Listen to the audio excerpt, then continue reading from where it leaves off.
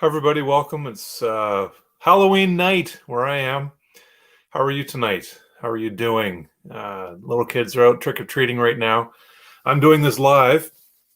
Hope you can join in later in the recorded version of it on YouTube, Facebook, and LinkedIn.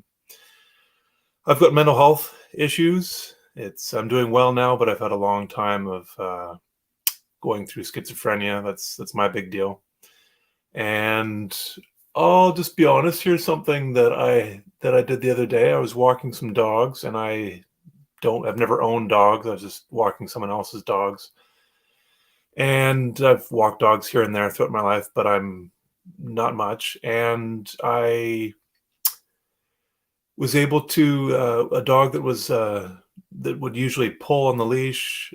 Within 15 minutes, I got it to not pull, and I was quite proud of myself for doing that. That was a big win for me. Totally off topic here, but I said, you know what? I'm just don't feel like having this dog pull. I didn't know if I'd be able to do it or not, but I had no training. I've never watched Caesar Milan, the dog whisperer, but I was able to do it.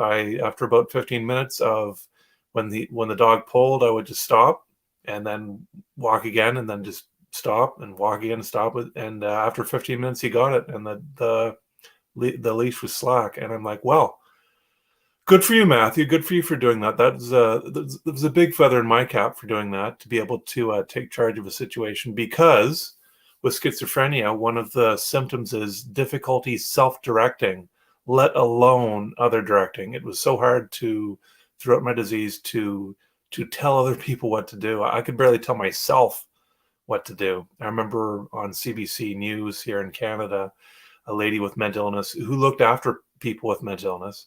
She said, you have to take them and say, now we're going to do this. And you do an activity for a little bit. And then you say, now we're going to do this. And you do an activity for a little bit. And that's exactly the way I felt. I felt like I could do stuff, not super complex stuff.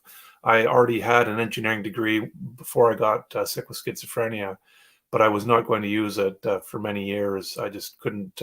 I could barely make a phone call. Honestly, I could barely leave the house. It was really bad. But so to then that's but that as I but I could still do some stuff, simpler stuff in the earlier years, and it made it. I felt like I just wanted someone to come up to me and say, Matthew, do this for me, do this. And then, but don't leave me alone for hours or days at a time. Just come back and point me in the right direction. What do you want me to do? Because it was hard to get my own motivation to do things. All the things I usually would have done on my own, growing up as a kid and as a teen. I mean, I bicycled across Canada totally of my own volition. I did that all on my own. And it was hard to have to be told to do things again. Even just like Matthew, like you got to tie your shoes, you got to go eat, you got to do all these things. And so yeah, to be able to take charge of an animal and on the leash the other day, and yeah, it was quite nice. Very happy about that. So I just want to give that some people out there some hope. There are things you can do with mental illness, and for example, another friend of mine said, I wish you could do that with my dog, because they couldn't get their dog to do that. And I did that with was going through schizophrenia.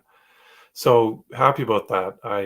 That's an aside from stuff I usually talk about, but I just wanted to mention that because it's just because you may be diagnosed with schizophrenia recently, or another mental illness, and you may be thinking there's no hope, and there is hope, and it may come in unexpected ways sometimes, or on unexpected days. Just keep hanging in there, and you never know what the future may bring. Please stay hopeful. It's so important to have hope. And yeah, so I'm taking some media training, and more media training, and I'm looking forward to getting in some bigger publications as time goes on. I've made a speaking reel for MindAid and for just my general public speaking. I speak about three main topics: schizophrenia, that's what I've got, and mental health in developing countries. That's the main thing I want to talk about, and general mental health tips, things that help me get better. And so I made a speaking reel. It was a very simple speaking reel. I just wanted to get something out there. It's on YouTube. I've put it on the MindAid website up near the top. And if you know anyone who wants to have me speak, that'd be great. Please share my name with people anywhere you are. I can do it virtually as well.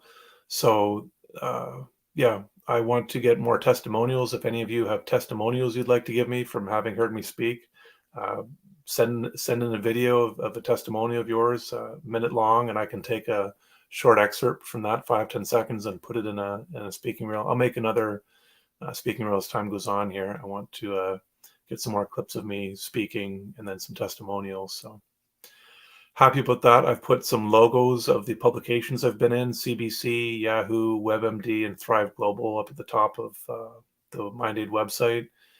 Just to, they say when TV producers are looking for you, when they're looking to see if they want to have you on your show, that's one of the things they look for, is proof that you've spoken already in other media companies, publications, whatever, and a speaking reel. Those are the two things they're looking for. So I've got those up at the top of MindAid now.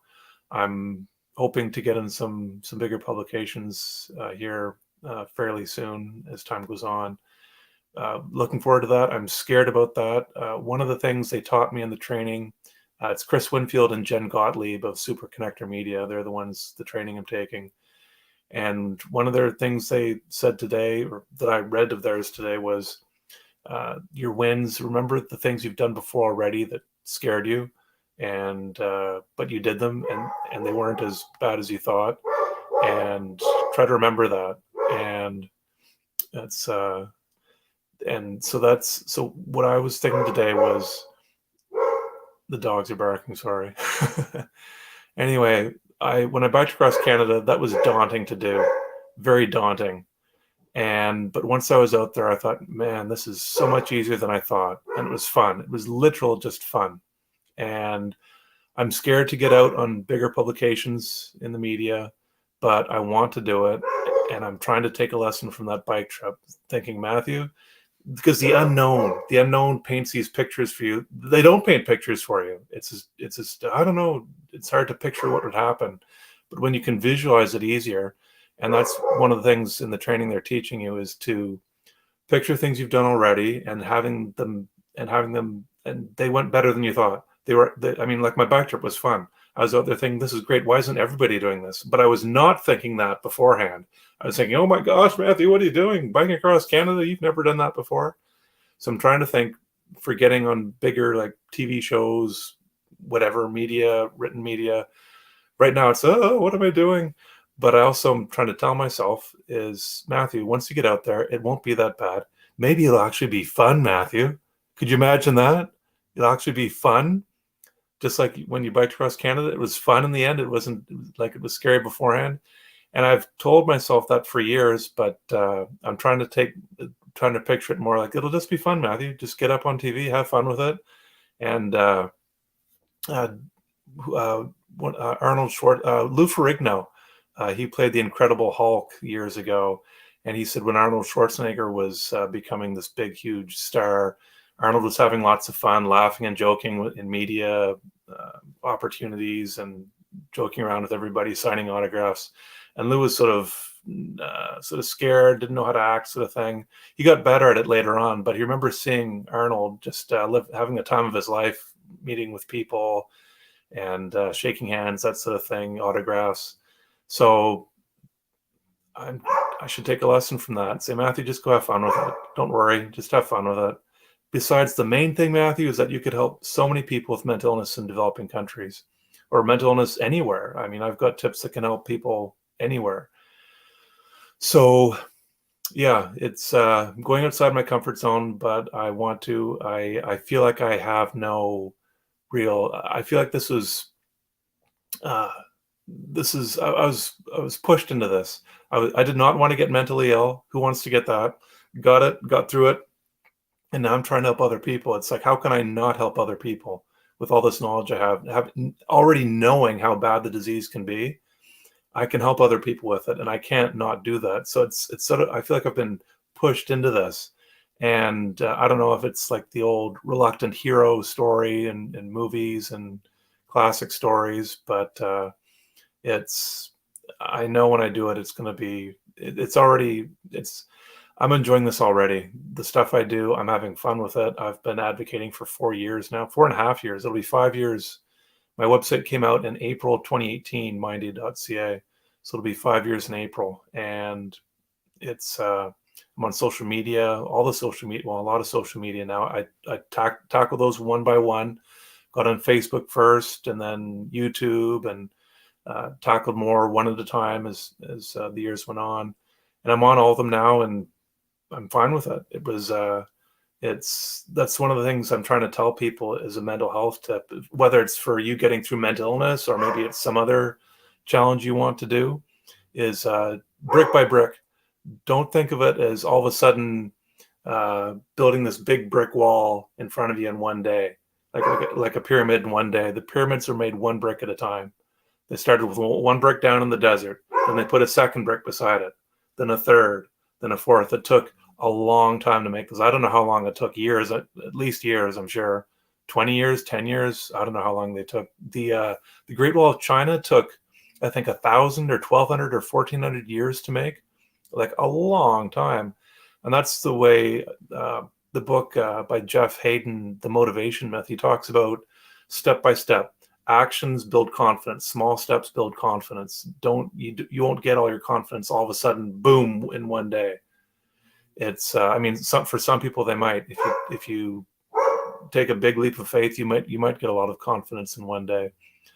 But for me, with doing this advocacy work, those were big steps for me. There's no way I could have done this 10 years ago, 15, 20, 25 years ago. I could not have done the things I'm doing these days with my mental health the way it was. I could, like I said, in the early days, I could barely pick up the phone to make a phone call to somebody.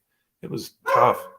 So now that, I'm doing podcast interviews, reaching out to people on LinkedIn and social media, and I've learned in recent years that I really like going out, meeting people, shaking hands, talking, chatting, and having an impact. I mean, that's the main reason I'm doing all this, is to help other people, to help you with your mental illness, wherever you may be. I've got mental health tips on the YouTube channel and other places online here under the MindAid platform. I'm trying to help people with mental illness in developing countries. I believe they've got it worse than I ever had it. So, yeah. I'll leave it there for tonight. Thanks for watching, and I'll be here, try to be here Wednesday. I know sometimes I don't make, and I'm sorry about that, but I do try to make these Monday, Wednesdays, and Fridays at 7 p.m. Eastern. So thanks for watching. Happy Halloween, and hope you have a good night. See ya.